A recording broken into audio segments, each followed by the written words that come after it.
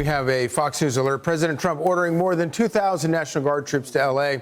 as violent anti-ICE protesters burn cars, throw rocks, and smash windows for 2 straight days, threatening the lives of police and ICE agents.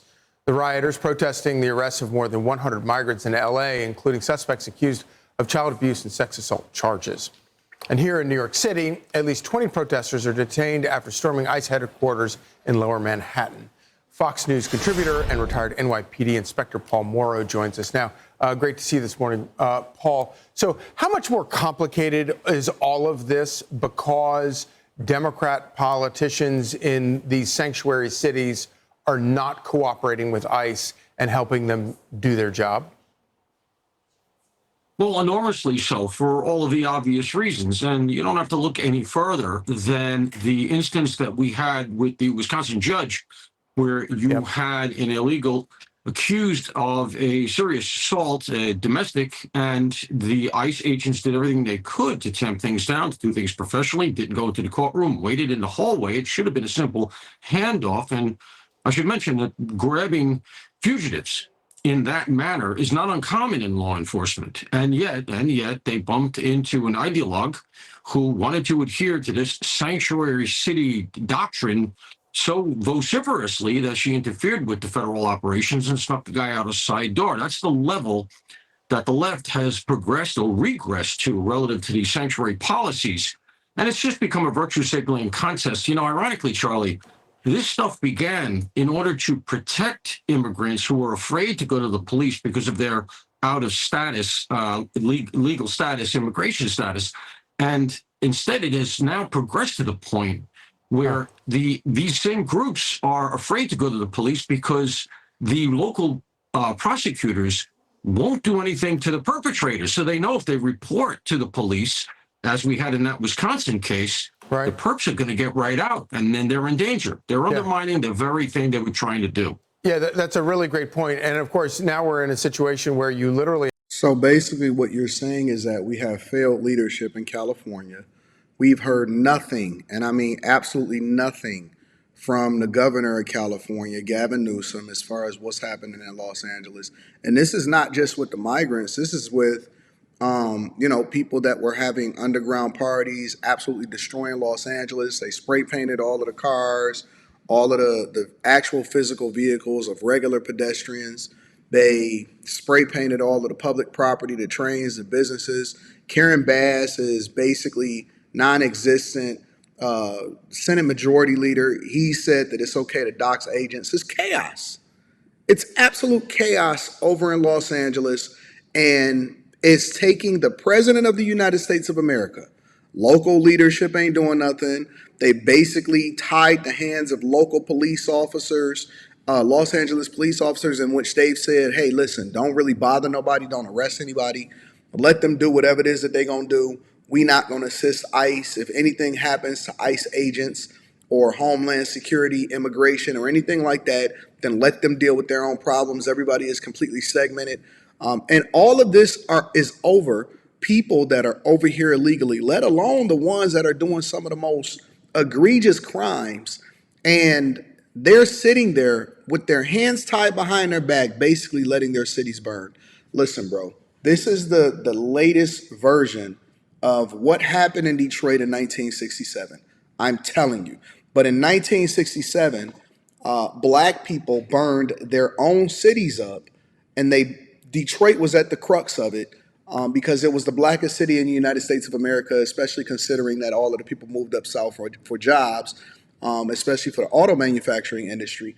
And what happened is they burned their own city down, and it wasn't until after we came out of the bankruptcy in 2008 that we started to see transformation back to the city, because first we had to have a mindset shift, and we had to basically do away with all of the people previous to us that decided that they wanted to tear up their own cities in order to justify however it was that they was feeling about what was going on racially at that particular time.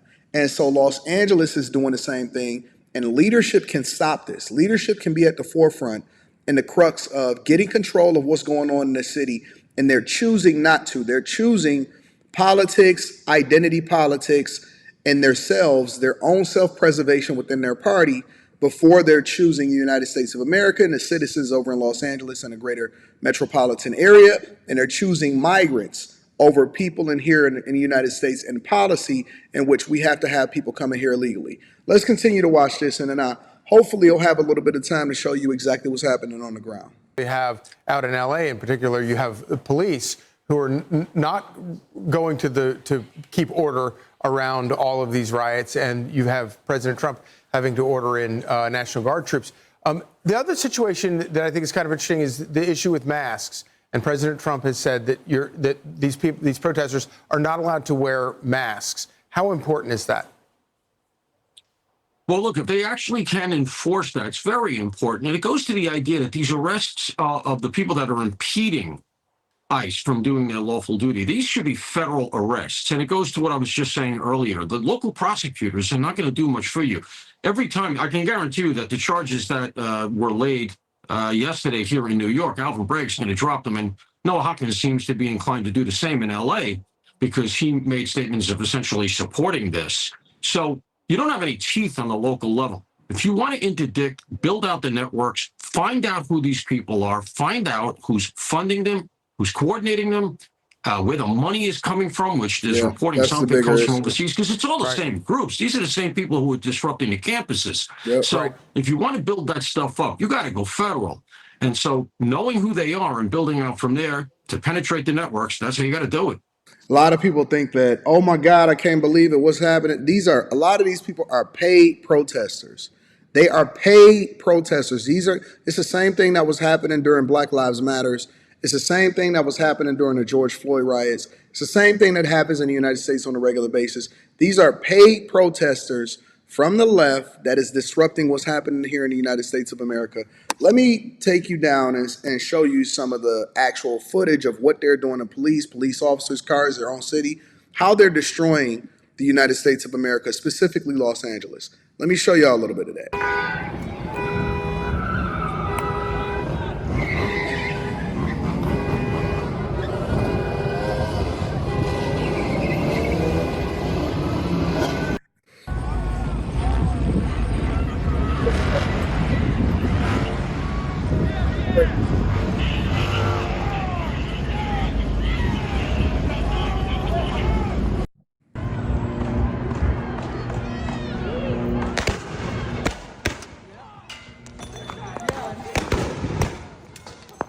Where are we?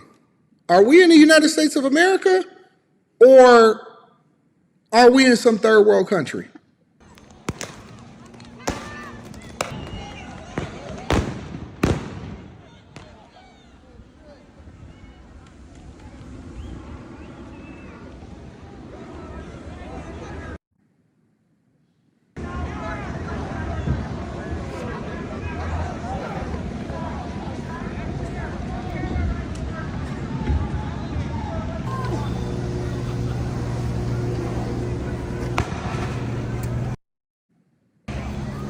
Right by my head. Yeah, careful, bro.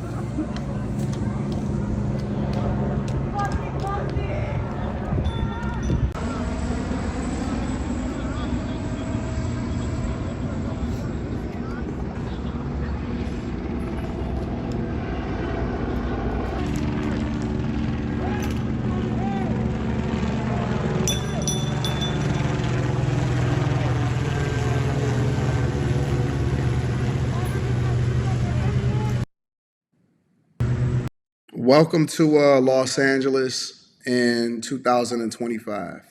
Absolutely stupid what we dealing with. We can completely end this and get some control right away. But nope, they okay with letting the city burn because they got political aspirations. And I can't wait until Kamala Harris decided that she want to run for governor of the United States or governor of governor of California and the United States of America. Let me know what y'all think inside of the comments. Make sure y'all tap into the Patreon. Link is in the description. Teach Henley, 40% off your first order, 20% off for life. I love you. I appreciate you. I'm holler at you guys later. I'll keep you up to date.